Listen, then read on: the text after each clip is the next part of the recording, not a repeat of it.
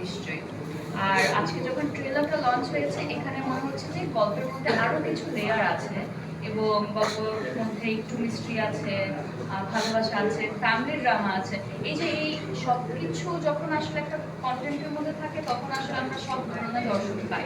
তো এটাও একটা প্লাস সাইড আমি মনে করি।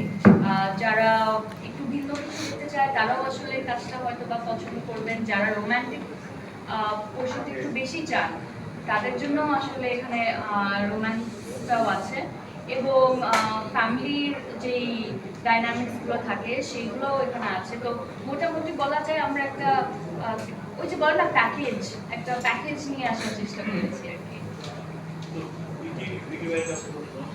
আমি কি আগে করতেছি তো এটা হচ্ছে যে আপনার তো ভালোবাসা এর আগে আপনি এটা অন্যান্য তারপরে এটা আসলে ভালোবাসা নাকি ওই যে ফ্রেম ঠিক কর লাগে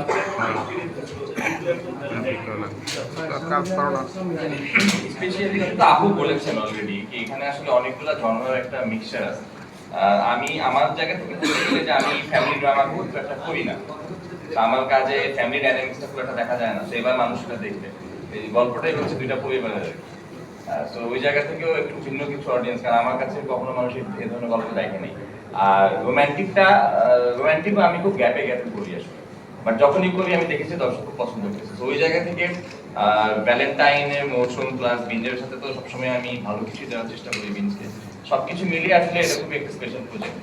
আর আমার কাছে মনে হয় মানুষ সেটা দেখলে রিলেট করতে পারে গল্পটার সাথে অনেকেই বিভিন্ন ভাবে, মানে মনে হবে এটা তো আমার জীবনেরই গল্প, এতটুকু আমি বলতে পারি। আমি আরেকটা প্রশ্ন করছি, আপনার বেশিরভাগ দেখা যায় একটু প্রতিহিংসা পরায়ণ বা সম্পর্ক যাই হোক ভালোবাসার মধ্যে লাস্টের দিকে হয়তো একটু প্রতিহিংসা পরায়ণতা দেখা যায়, এর মধ্যে কি সেটা থাকবে কিনা? এটা তো ধরেন হিউম্যান নেচার, কিন্তু আমরা মানুষ হিসেবে আপনি বের হতে পারেন না, এটা তো আমরা কেউই বের হতে পারবো না। আমাদের মধ্যে যেমন ভালো দিক আছে, খারাপ দিক আছে, আমাদের মধ্যে ভালোবাসা আছে, আবার প্রতিহিংসাও আছে। সো যেহেতু আমার এই ছবি তো মানুষেরই গল্প, তো এখানে সবকিছুই পাবেন।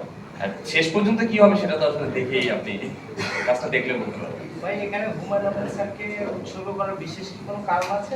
হ্যাঁ, একটা কারণ আছে, সেটা হচ্ছে লাইক আমি যখন ছোট ছিলাম তখন মানে হুমায়ুন স্যারের কাজ যখন আসতো এটা পার্টিকুলার একটা টাইপের কাজ হতো, যেখানে পরিবারের অনেক সদস্য থাকতো, একটু থাকে না সুন্দর গান থাকতো, তারপর হচ্ছে রোম্যান্স থাকতো, মানে ওটা একটা নির্দিষ্ট একটা ছক ছিল। আমি ট্রাই করেছি ওই ছকে, জানি ওটা সম্ভব না, হুমায়ুন স্যারকে কখনোই আসলে সম্ভব না।